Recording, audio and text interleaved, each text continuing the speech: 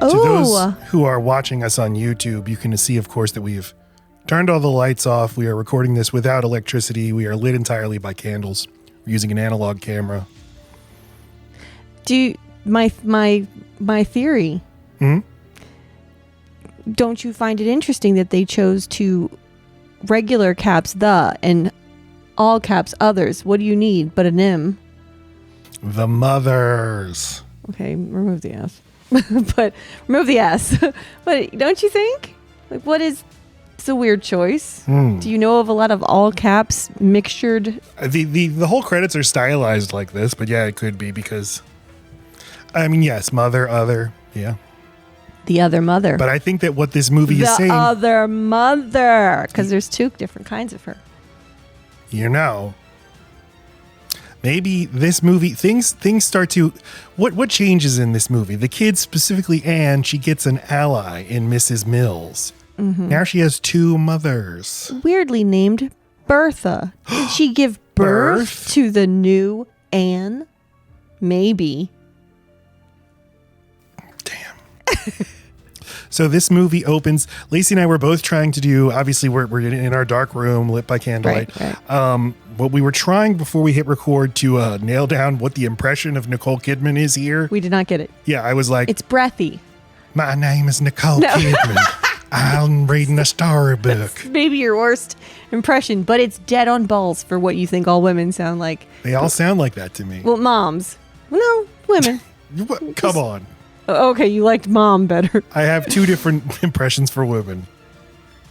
I have, my name is Nicole Kidman, and I'm reading a story to my two fucked up little kids. Okay, so we're either stupid or stupid. Those are our two options. Yeah, but my impressions of men are also stupid. That's...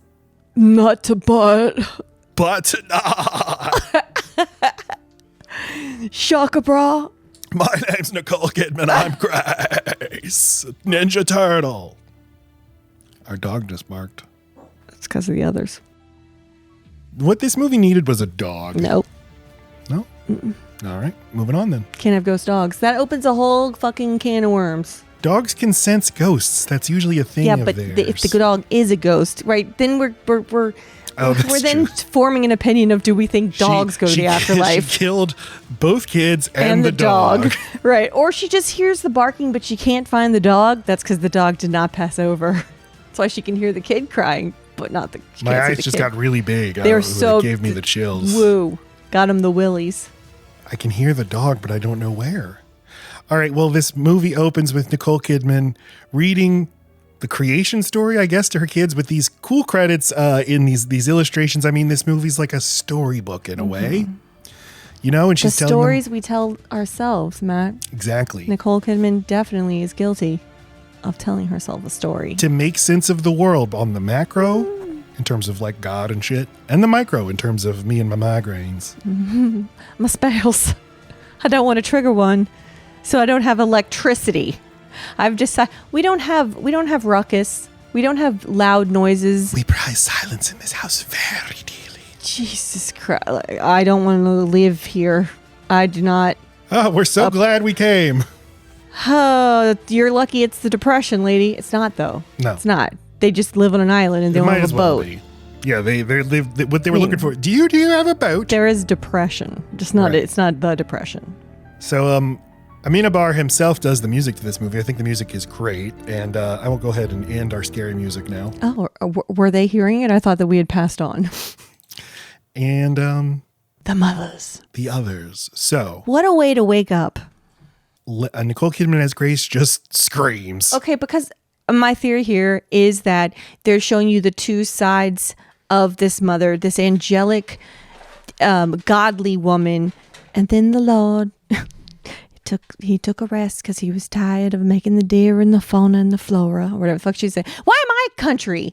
Damn it! And then immediately, the most blood-curdling scream, pop off. Scream queen, because you are screaming very well. That's a good. Mm-hmm. I curdled. Very good scream. So like you're seeing the angelic put on in control version of her, and then just as soon you don't even know it's coming, and then she's gone mad.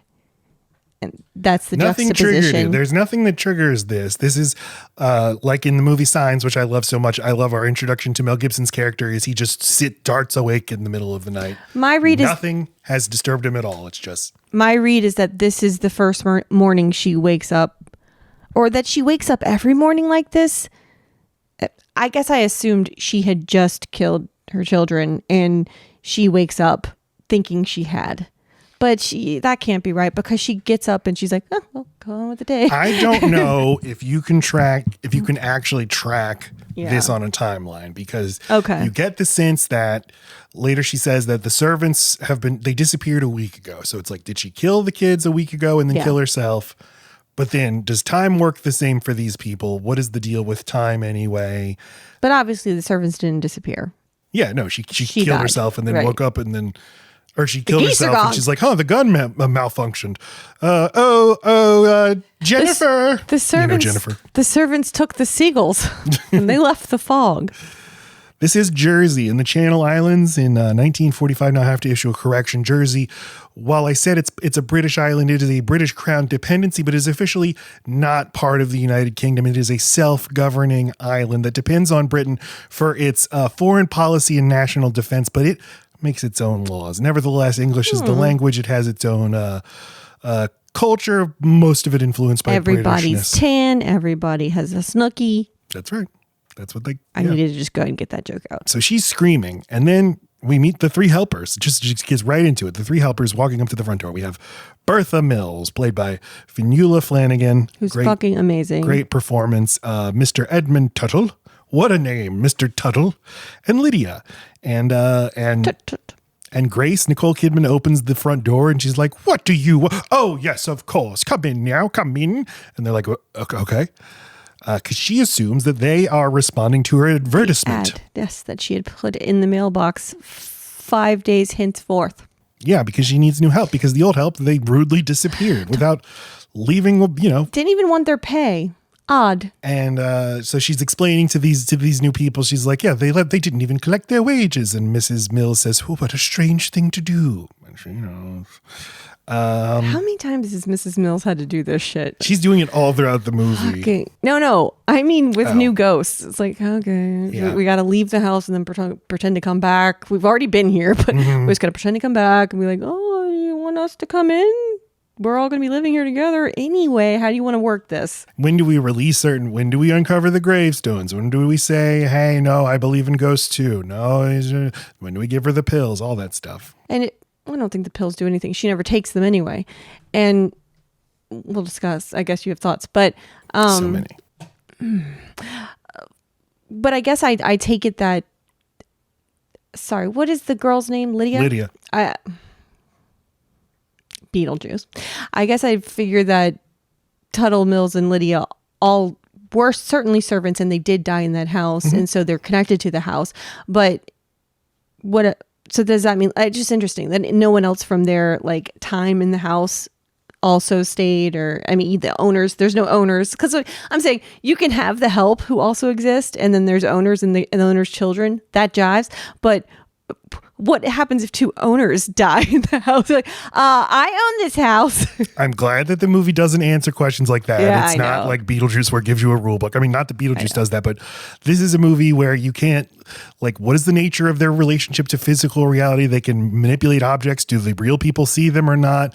Yeah, I don't want any of those questions answered, but I do get the sense that Mrs. Mills says she's always felt like it's her own home. So it's people who feel a deep connection to the home, and the idea that homes are things that are going to live past you. They live longer than you. Or maybe even that, and then maybe people who don't have a close connection to any place, they don't have another place to go. I like that she does not waste time getting to the point of this house is miserable. You'll find that it's not nice to live here. It's unpleasant. She specifically says that it's a beautiful house, but it's not like you remember. You'd be surprised what the darkness does. Referring to herself. So it's she admits all along. She's like, no, we fucking ruined this place. This is gonna suck. I suck. You Look at remember all this my as a happy keys. time, but wait till you see what I've done with the place. I've put it like the house we live in now versus the one we saw when we bought it. And even worse, because our kid is on the spectrum, we made him a video of us like walking through the house on the inspection day when we were first buying it. And the house is fucking staged and pristine. And you know that this isn't the way that the other lady had the house, but it is the way we bought it. And luckily our kid has stopped watching it over and over again, but god damn does it hurt when he plays that video and it's like, stop putting this video on. I know. We moved in and basically drove the U-Haul into the living room and left it there for a year and a half. I parked my car in the garage when the door wasn't open, and that was an accident. Which I did to the other house that we got. Yes, it's a tradition. Grace says to the servants, she's like, we're looking for, I need somebody who's honest and hardworking. And Mrs. Mills is like, well, that sounds like us, doesn't it, Mr. Tuttle? And he's like, oh, yes, we're very honest and very hardworking. I'll work on this pile of leaves till the cows come home. You got to assume there's no growth. So as soon as he's like, the fucking garden. Yeah, I got to just work with this one pile still of leaves. Growing.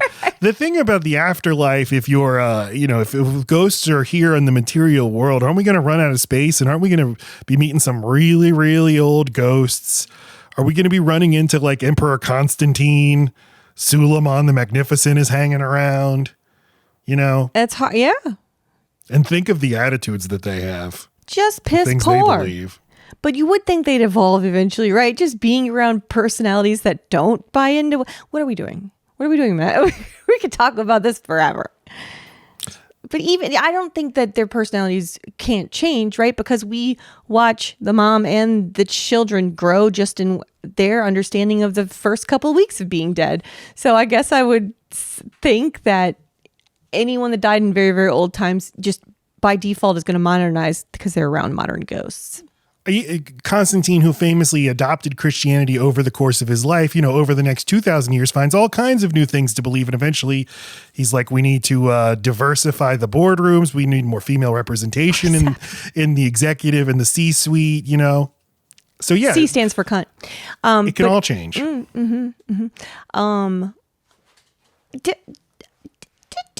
you notice, and did you get this feeling as well, that the hint is that they hint that the afterlife is kind of godless and like an arbitrary and not like they have no sense of like they're being punished for having died in a house of tuberculosis, and neither are these children or mom for having mental illness or being murdered by your parents, right? Like this is not a purgatory. This is not anything. This just the afterlife is weird.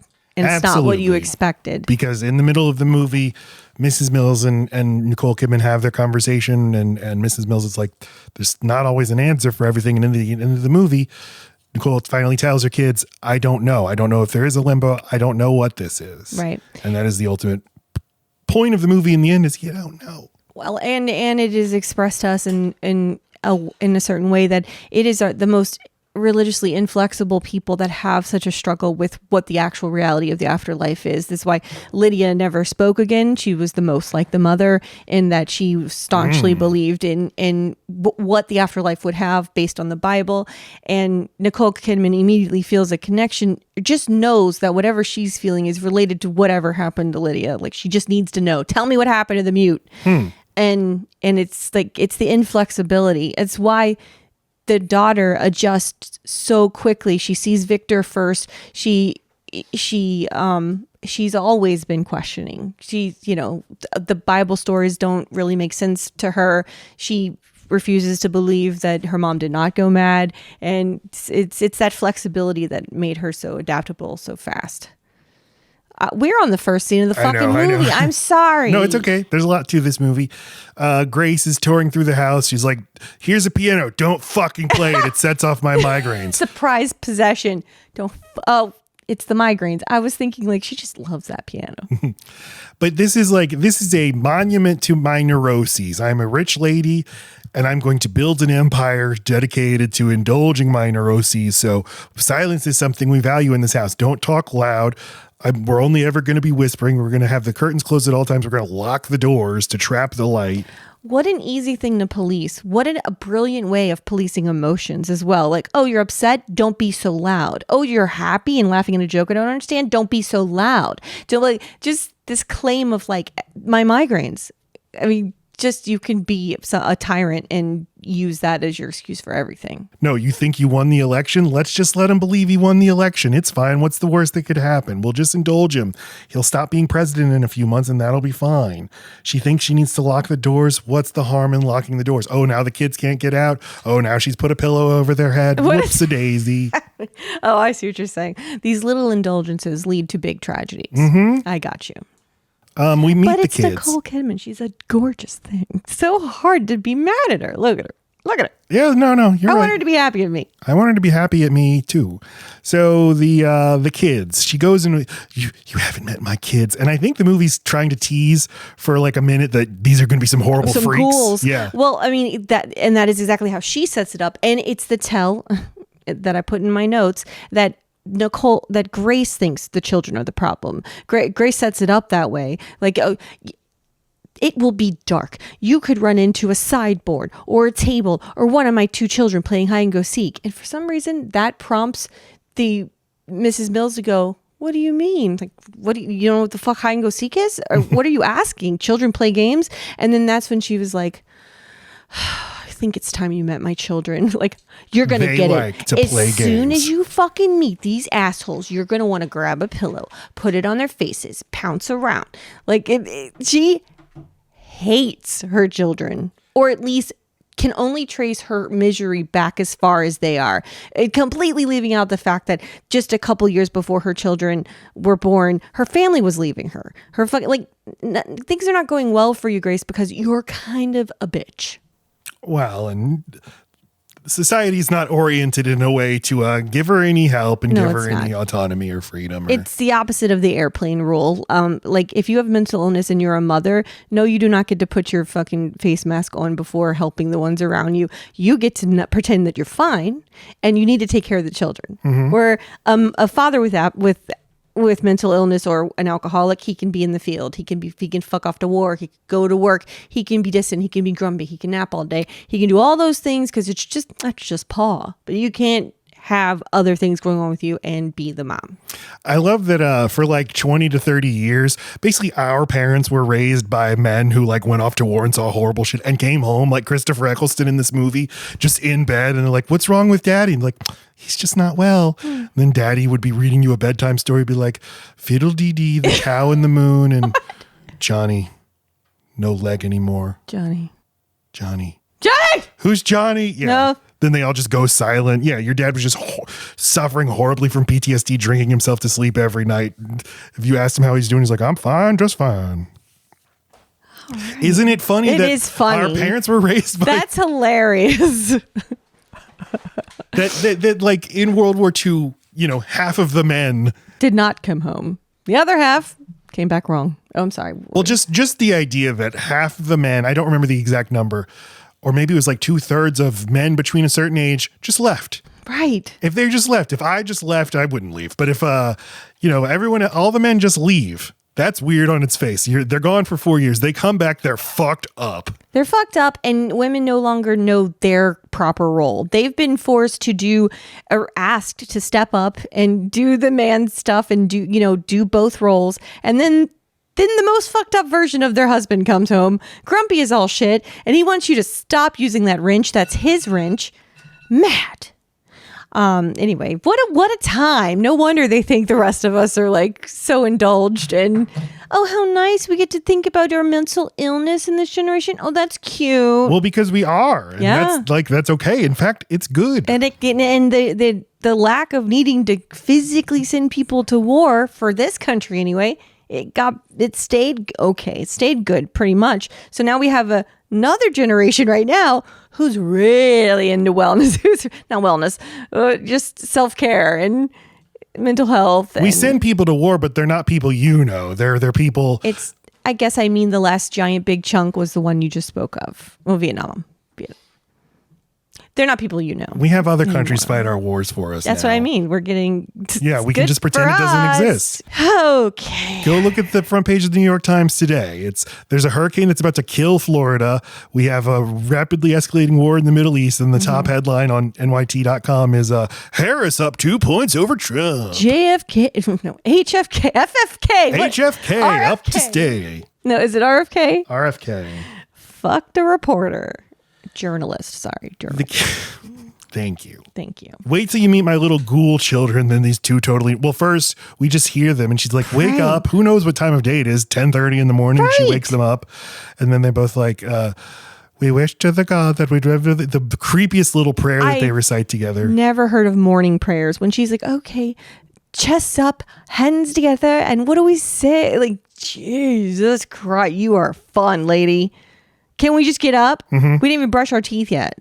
They come out and they're just perfectly normal looking kids. And Mrs. Mills is like, what sweet little angels. And this is Alekina Mann as Anne and James Bentley as Nicholas. And these two performances are excellent. They're very good. These two actors did not continue professional acting. She explains their photosensitive condition. They'll develop hives and allergic reactions, and eventually it would be fatal if they are exposed to the light. Yes, and then we see the kids eating breakfast that Mrs. Mills made, and Anne says, "The toast tastes funny. I liked it better before."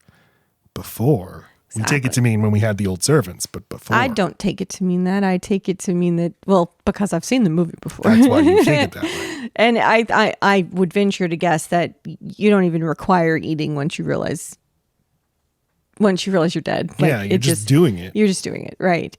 Because you never see any three of the ghosts that are used to being ghosts ever eat, sleep, shit. You see Nicole Kidman. You see Nicole Kidman shit constantly. It is weird how much, you just see her and you hear it and you're like, this is a weird movie. This is otherwise such a tony and refined and kind of, Grace is like talking. She's like, she has to brief Mrs. Mills first, and she's like, listen, I don't like any funny ideas. Right. Actually, first, she like, Mrs. Mills, come talk to me. She's like, hey, by the way, the advertisement never went out to the newspaper. She was pissed. She wasn't chill about it. She's like, what are you doing in my home? And that's when Mrs. Mills clears it up. We were actually about to tell you right before you told us to shut the fuck up that we did not see an advertisement. We just know a house this size usually could use some help, and we've worked at this house before. This our house. Yeah. But wait, Keely, importantly, Grace decides that she needs to stop what Bertha and the children are talking about and have this little talk on the side, because they were trying to express how their mom had gone mad recently. The boy denying it, and the daughter adamantly saying it happened. And Bertha leaning in to be like, go on. What? Dish. and then that's when the mom stops them, brings Bertha outside, and she's like, don't listen to any of their crazy stories. Like, oh, they have a lot of funny ideas. I don't like fancy ideas. Yeah. What is she? I wrote it down. Fanciful. The only thing that moves here is the light, but it changes everything. It's rather difficult to say the least. One might almost say unbearable. The only way of enduring is by keeping a cool head. I don't like fantasies. Strange ideas. You know what I mean? My children sometimes have strange ideas, but you mustn't pay any attention to them. And you can clearly see that is all her talking about her mental illness. So it's and whatever they say I didn't. I definitively did not do. So don't even worry about it. And like, I've decided that these very strict rules that I've made up and these illnesses that I swear are real of my children, that this is the only way I can tolerate being a mom right now. Okay. So as soon as they get ideas like, I don't burn when the sun touches me, or I don't breathe when the pillow's on my face. As soon as they start thinking those things, that's when I say foolishness, and we go back to the Bible, I truly think this whole movie is just about, she found a way to like somehow stifle enough her anxieties about being a mom, and it's this: you're sick, I have the keys, you like locked rooms, you don't need light, you guys can't play very loud because I'll get a migraine, you guys can't do kid things because that's dangerous, so I'll just say that that playing is dangerous for you guys, or it's dangerous for my migraine. It's just like I can take the most well-mannered, quiet, contained kids and still look like a really good mom because I'm helping them with their sickness. I was going to ask you if you think that they never actually had this sickness. Yeah, I don't think that they did. And then, with the religiosity, which she's super Catholic, and Amenábar said that he chose Jersey as the location. He originally wrote this in Spain, but decided he wanted to make the movie in English. And found out that Jersey is an island with, as a British people on it who are predominantly Catholic, which is unusual because most British people are not. And he wanted this to be Catholic, where you have very like sort of the strict doctrine, the top-down doctrine applying to all sorts of things with spelled out rules about limbo and stuff like that. Yeah. The rosary, the blessings of a priest. So you meet her at first and you're like, yeah, this is how it was back then. Everyone's just always talking about God and stuff. And it only takes a few minutes before you're like, this seems a little extra. It also doesn't sound like any Bible. I mean, I spent a fair amount of time in Sunday school, and those names, Proster, and the story that with the beheading or whatever that she's telling her homeschooled children. It's only the 1940s. It's not that removed from the Sunday school typical lessons you'd hear. The ones that tell the most easy morals. That's the ones that you give to children. And she's reading one and I'm like, it's by design. I've never heard of this. I don't know of these stages of limbo. That's a Catholic thing. And I think that it doesn't even come from the Bible. I think Dante's Peak or whatever the fuck. Yes, Inferno. Dante's Peak. Put the town on alert, a volcano. Exactly. But it does, I think we're supposed to feel like she's kind of... She's made her own little brand here. This feels very specific and not, yeah. If you, my child, died, where would you go? And they're like, we'd go to children's limbo. And they're like, what is children's limbo? Tell me all about it. It's like, well, it's in the center of the earth and it's very hot. How hot is it? Hot. Tell me in centigrade. But like, it's very quickly after this that Anne like pushes back. She's like, I read the fucking Bible or whatever.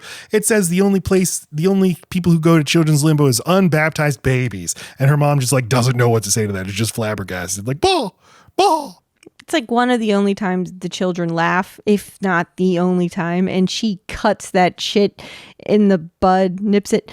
So you think it's funny, do you? That you would deny Christ for this little comedy bit you're doing. Eyes twitching.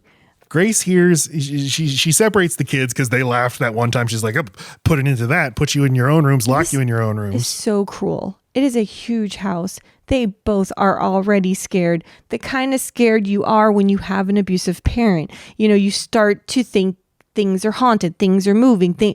You start to feel like there's some other kind of otherworldly thing happening to you. It's easier than saying that your parent is abusive. And just because they were having some fun in this dreary fucking house, she puts them alone. And her son, who's very scary, is prone to being scared. Yeah. And before the mom leaves, she's like, Mommy, give me a kiss. Oh, son, I can't be with you all the time. We're two of the three people, You are one of the other people. Who are you going to go be with? You're frolicking in the sun? She separates them, and then she goes off to a third room, and she hears a kid screaming. She thinks it's Nicholas.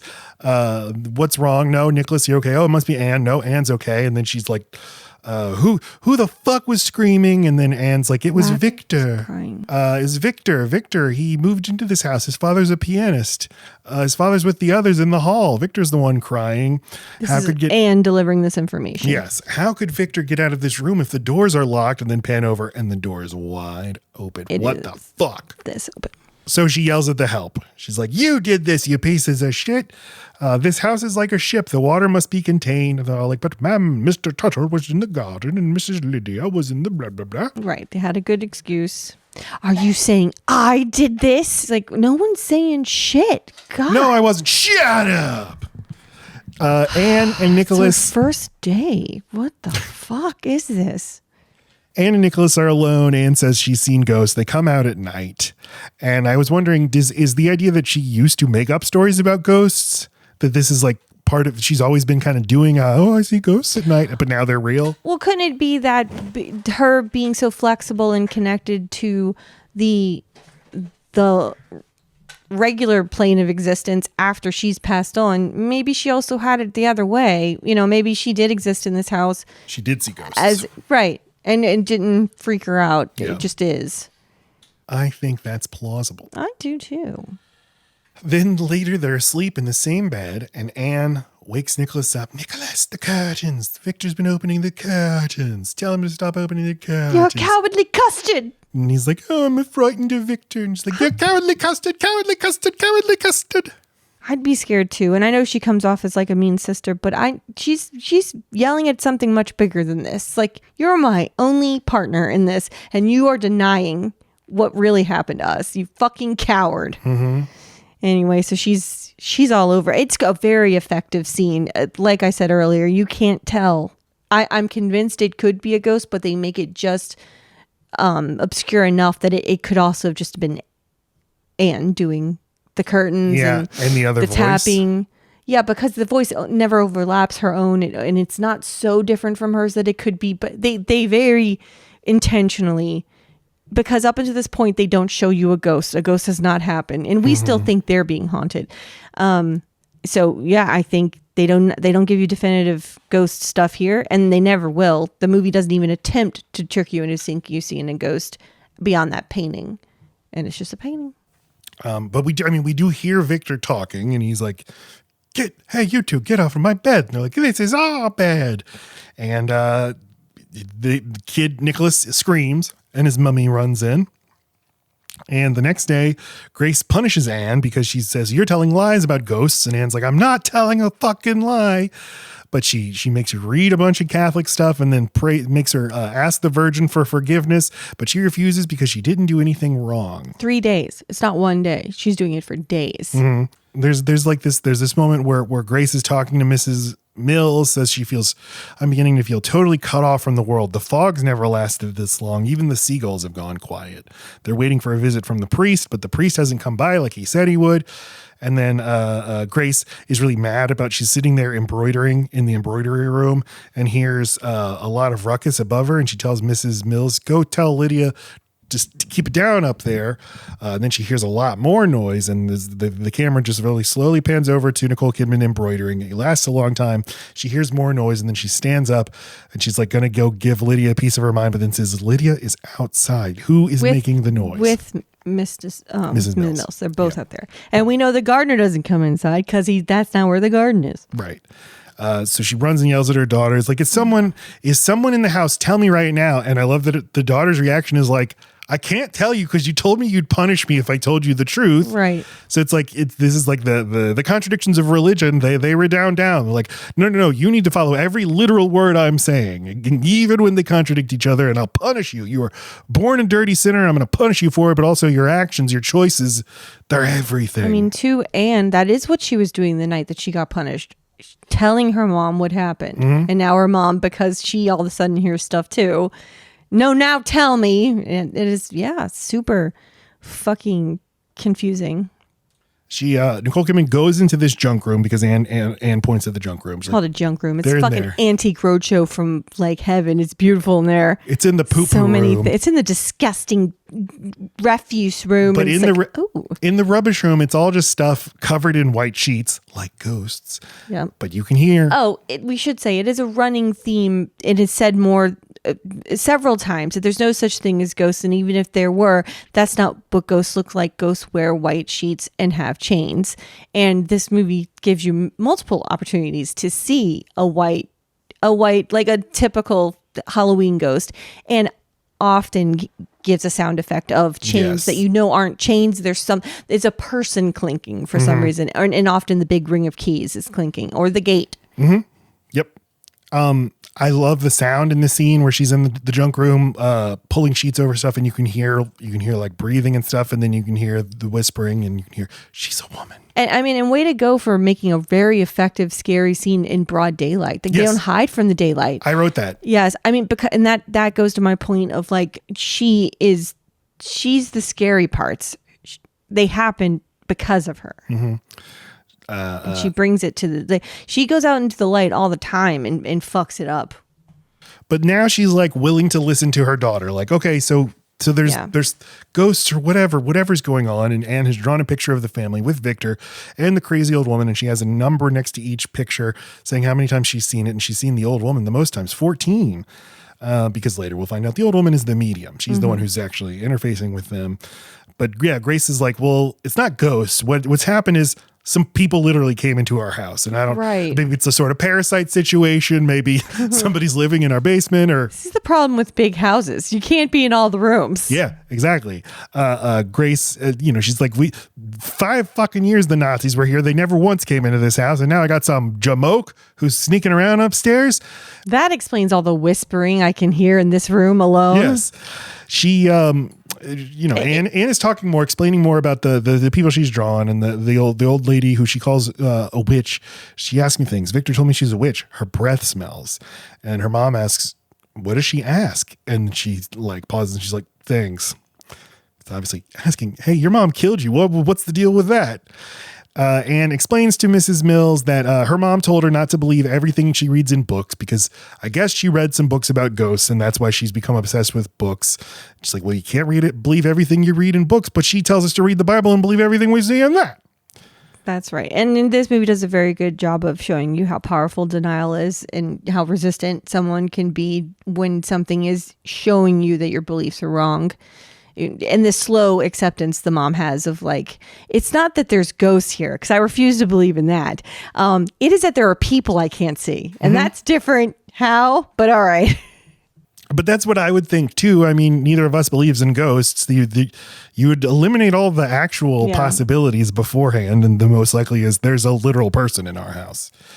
But yeah, she goes into one of the old rooms and finds all this old shit, all these photographs, and she's trying to find like an old photograph of previous occupants of the house and see, do any of them match the drawing that my daughter has made? See, so she is open to the idea of ghosts. And but she finds a photo album of people from the 1890s who are all sleeping. But then Mrs. Mills comes in and says, no, ma'am, 'tis a book of the dead. Because back then they would take pictures of you when you were dead. I couldn't find out if this was true or not, but Grace says, how could these people be so superstitious? Unlike me. I'm great. But religious people do think superstition is silly. They think any like there's not a Christian that also like thinks a black cat is scary or wouldn't walk under a ladder or open an umbrella in the house. Like those are the devil. Believing in superstitious things. It never once occurs to them that what they believe are superstitions. Sorry, you're saying that they would never be afraid of a black cat? They'd say, if you're afraid of a black cat, you worship the devil? Yep. That's how I was taught. Yet I know plenty of Christians who like also talk about karma. Like, I'm going to get karma for this. I think it's probably... You're also a Hindu? Right. They don't feel like they're really using that word in good faith. Grace and Mrs. Millsley have their one moment of like quasi bonding. And, she kind of gives it like her family history. Everybody left this damn island. My family left in 1940 before the invasion. That was the last she ever heard of them. And then she goes and her daughter is asleep and she hugs her daughter, her sleeping daughter, and says, can you ever forgive me? Talking to her about, I'm sorry I'm so hard on you. Can you ever forgive me? But very notably, I wish you had a screenshot of this. The daughter is a slight purple color and she is and the movie takes care to not show her take one breath in. She is dead. That's how she looks and has no response to the mom. And then she doesn't stir, like wake up or whatever. The only thing she does is her mom gets up and then she just opens her eyes. Like it's very haunting the way that they... Yeah. There's something warm about her it. hugging her sleeping daughter looks like, and saying, can you ever forgive me? Is like her hugging her daughter's corpse. Exactly. Sorry I killed you. Yeah. Say it's okay. And now she's fed up and she feels like, okay, if there are ghosts, this is demonic. And the priest said he'd come by and bless the house or do whatever the fuck. The priest must in the past come and visit every now and then because she can't leave to go to church. That must be like a prearranged thing that they do, but he hasn't been by in the week. So he's due to come, but like she's sick of it. Clearly his absence has brought these ghosts maybe. So she's going to go get them herself. And that's when we find out she can't really escape the house, the fog. She goes out in the fog. It's a very cool scene. The fog is just it's like Snow White. It's like a fairy tale. She's out into the haunted forest, can't see anything. And then we linger on the servants and suddenly we see their motives are a little questionable. Something else is going on with them. They're covering up some gravestones. They're like, when are we going to reveal to them, whatever it is, our secret? All in good time, Mr. Tuttle. But Grace out in the fog is lost, and then sees a figure and hears clanking chains. It's so fucking creepy. Mm-hmm. And it turns out it's Christopher Eccleston, my husband, Charles. The great Christopher Eccleston. He plays him as so just sort of dislodged and just floating, just like barely able to make sense of anything, but can like pull it together to like string a sentence together and then just get lost again. Well, and to be like happy enough to like to see familiarity. I mean, if we're to, he kind of seems like he's just been wandering around. He's been looking for his family for a year and a half, in the afterlife. Did he die on the battlefield and he's been lost there? Is the fog all connected? I mean, it never seems like he was ever supposed to go to the house. That she just kind of made that happen.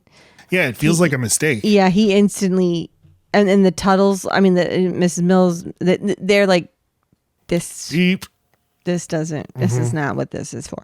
And so it's very effective to just blame it on he's shell shocked and not adjusting well. But he doesn't eat, doesn't sleep. Well, first, out in the fog, she's like, "Where have you been all this time?" He's like, "Out there." I'm going to do his voice from The Leftovers, his super American accent. "Out there looking for my home." Okay. She's like, "You look so different." And he says, "Sometimes I bleed." Oh, that's him.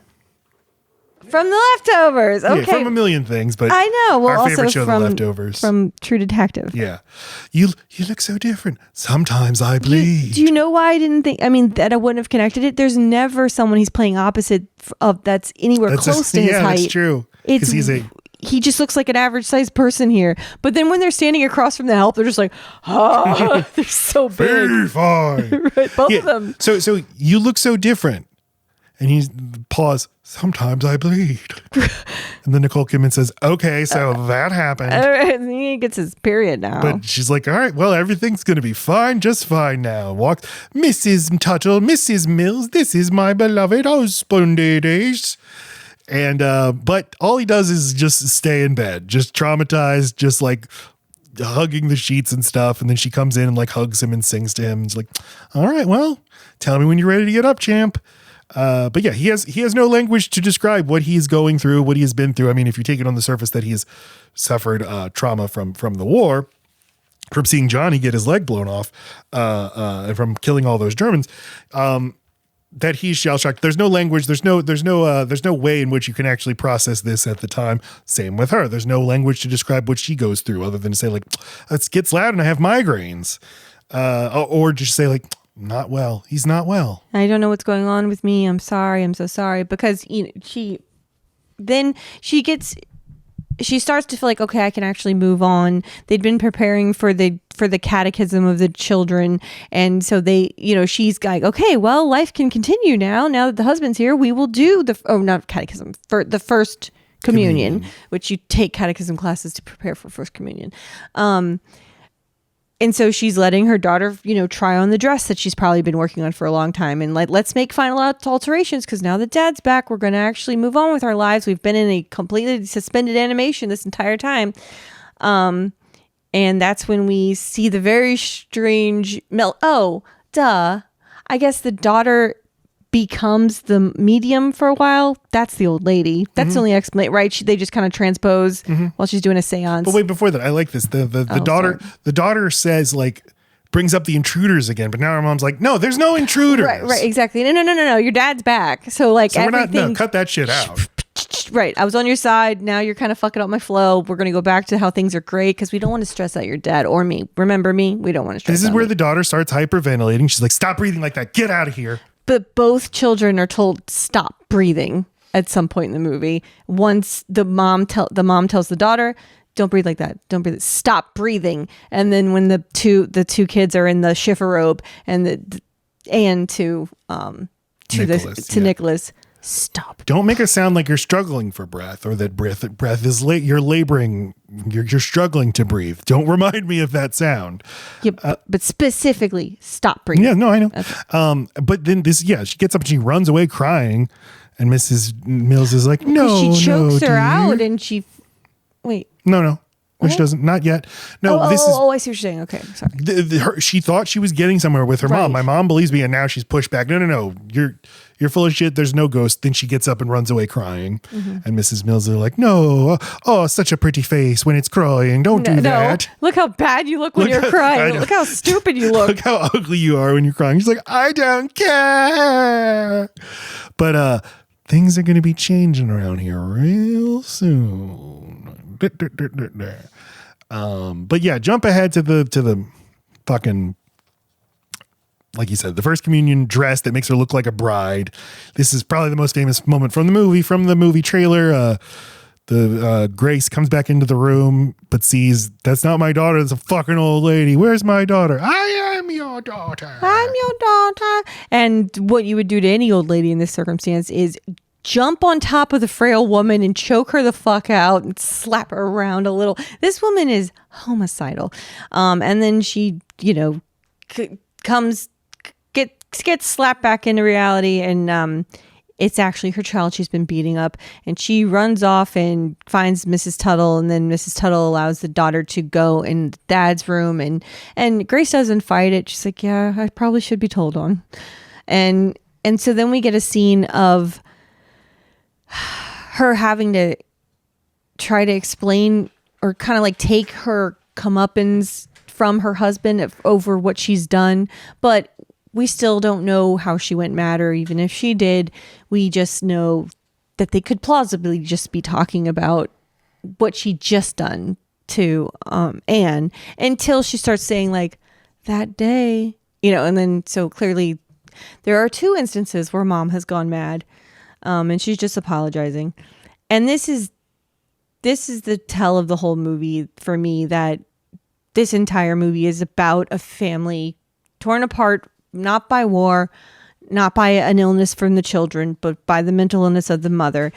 The dad has the most emotion, even more so than like seeing his own children. He's, shaking, crying when Grace figures it all out and says, You didn't leave because of the war. You left because you couldn't be around me. And he loves her. He still loves her. So he still wanted to say goodbye with the fucking. We know this man fucks. There's not a movie or show this man's in where he doesn't. Right. Moan. He even fucks his comatose vegetable wife in The Leftovers. Indeed he does. But it's when she temporarily comes out of being in a coma. But then she goes back into a coma. Nobody knows that she came out of the coma. He fucks ghosts. He fucks cops. He fucks this lady. Watch The Leftovers. But Nicole Kidman, this is the one scene where she takes all she takes off her super conservative dressing and is now in a nightie or whatever and looks like a goddamn smoke show. And he's like about to leave, but then he turns around and sees her and he's like, wait a minute, say. All right, Matt. What? He says that. So okay. They have sex, and then she wakes up the next morning naked, assumes everything's fine, but he isn't there. So she walks around, looks for her husband, but realizes things are not good. And she doesn't know it, but the kids wake up and there's sun coming into their room. The curtains aren't closed. In fact, the curtains aren't even there. It's really cool. Just the absence of curtains is really scary. And the filmmaking is so great because one, the score is pounding. Nicole Kidman, throws like a blanket over her kids and she's just, running around the house with them. And the camera will just like look at an exposed window with no curtain. And it's like really scary. Sinister, right? Yeah. A way to turn it on its head. The movie turns all of it, several things, the idea of the ghost haunting, the ghost being haunted by the non-ghosts, right, and the light being, they're in the upside down world. Right. Usually the darkness is what's scary. Here it's the light. The light is terrifying. And this is the stretch of the movie where we see the house lit like it's a normal movie. She yells at the servants, you must have wanted to do this. And they're like, why would we want to do this? Well, no, first, get the fuck in here. Why'd you do it? Do what? The curtains are missing. The curtains are missing. How? Oh, no, just that they are. I mean, they are being a little sus during this time. Oh, sure, yes. Yeah. Why do you think someone would want to do that? But then Mrs. Mills is like, why do you think daylight would kill your children? And Nicole Kidman's like, what the? Are you mad? Right. The light will kill them. No. That was before. How do you know they haven't been cured if you've never exposed them? She goes look all over the house for the curtains, but she can't find them. And then that night, the kids, I guess as the mom is still looking, the kids decides, I'm sneaking out of our room. I'm going down onto the grounds. I'm going to look for my dad. And her brother follows him. Before that, they're drawing. The boy's like, what happened to Mummy? And I like Anne, the actress's line reading. She's like, she went mad. I already told you. The kids are on the ground. And they find the gravestones of the servants, and then the servants emerge, and it's scary. You're cutting from this to Nicole Kidman in the house. She goes into the servants' quarters, now vacated because she kicked them out of the house, and sees the photograph of them all dead. So you see these things simultaneously, basically. They're dead. And just for a moment, I think they're going to do like some kind of CGI bullshit or they're going to finally do some sort of like thing a ghost can only do. But it's such a weird trick of the camera. They get so close to the door and then they start to blend with the panes, the wood in the door. And you're like, are they coming through the door? Are they coming through it? Yes. They never do. They're just at the door. I know. And I remember it as them going through the door. I know. They don't. I'm waiting on it. No, it's brilliant because they can still just talk to her right there. Like, what are you doing? Talking to her through the door. She's inside. She's like, you're ghosts. And she's like, yeah, we admit it. We're ghosts. But it's not us you have to worry about. It's the others. There's nothing better in fiction than when you find out that there's others. Right. There's yet more to this. Right. Oh, no. We're not the ones you gotta be worried about. I mean, that's what's so great about, the end of the first episode of Lost, and basically every episode of Lost ends in that way. Like, you think this is bad. Do you think that the reason why Mrs. Mills is kind of ticked that they let it get to the level of having a medium, or maybe just having the family firm proof that this house is haunted. Like, she's aggravated because it's like, it's just easier to let a new family move in. You get used to them, and then you just carry on with your day, and we all find some kind of normal. But no, now you've gone and got a medium involved, and now they know, and now they're leaving the house, and now it's gonna be vacant for a while. Now I have to wait to see what the next group are like. Why is Mrs. Mills annoyed with this? Or like, well, it's too late for what? I mean, you're still tied to the house, you guys are still gonna be ghosts together. I never got the sense she's annoyed. Well, then why is it too late? What could be too late about it? What does it matter? What's too late is now the medium has directly made contact with your kids. So you're going to have to go up there and talk to them yourself. That's literally what she's talking about. I mean, so... Also, why does that matter? No, I don't... She's trying to give her a little push. You're going to have to... The only way out for you, Nicole Kidman, is through. You have to deal with this. It's your first time. We wish you were being a little more cool about this, but you're going to have to just go deal with it. So Nicole Kidman goes up into the kids' rooms, and the kids are talking. Now this is the first time we see other people, the others, and it's just some people sitting around a table with an old lady medium talking to the kids. And she's like, the old lady says to Anne, what did your mother do to you? And Anne whispers in her ear, and she's like, something about a pillow. Is that how she killed you? With a pillow? She didn't kill us. And then the kids start shouting, we're not dead. We're not dead. The score's going nuts. Nicole Kidman comes in. She's like, we're not dead. She shakes the table, rips up pieces of paper. And then we cut. And now we're seeing it from the living people's point of view. And finally we see your traditional scary movie seance moment of shake, shake, shake, shake, shake. And it is a great cut. It is a totally flip your entire understanding of the world you're looking at. Although I got to tell you, when I saw this movie at age 13, I didn't understand what was happening. Oh, I think when the movie ended, I still didn't know that they were dead. That crazy old lady killed them. Yeah. And then I shot myself. What do you think she meant by that?